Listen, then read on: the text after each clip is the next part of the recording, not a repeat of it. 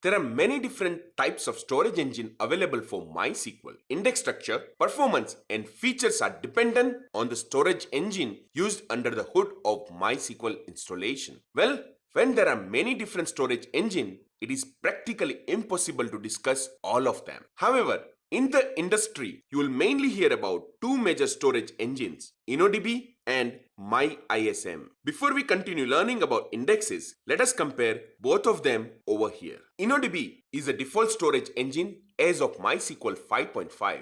That means when we install MySQL 5.5 or later version, the default storage engine is InnoDB. However, before MySQL version 5.5, default storage engine was MyISAM. If you go to real world, you will see lots of installation are using InnoDB as a storage engine and lots of installation are still using MyISAM. I personally see lots of projects where people are migrating from MyISAM to InnoDB as a default storage engine. You may ask why industry is moving from MyISAM to InnoDB. Well, both of the storage engine has their own advantages and disadvantages. It totally depends on a business to decide which storage engine they want to use for their application. InnoDB is ACID compliant. ACID stands for atomicity, consistency, isolation, and durability. This is very crucial for data integrity. MyISAM is not ACID compliant. InnoDB also supports transactions like rollback and commit. This gives user better control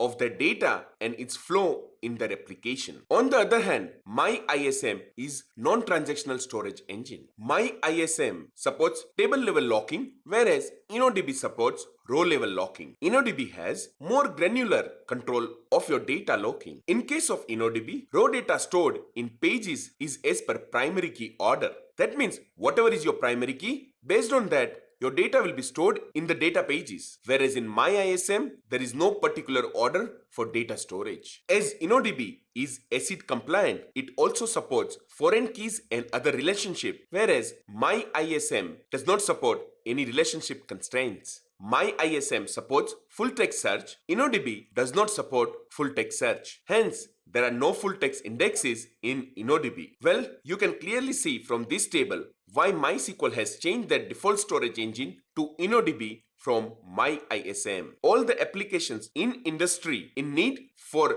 ACID compliant are now switching to InnoDB. However, if your application is independent of relationship transactions or does not require atomicity, consistency, isolation, and durability, MyISAM is a great fit. As this is indexing course related to performance tuning, we will be using InnoDB as our default database for all the examples as well as theory. We will discuss MyISAM where and when required. However, our default assumption is that our storage engine is InnoDB.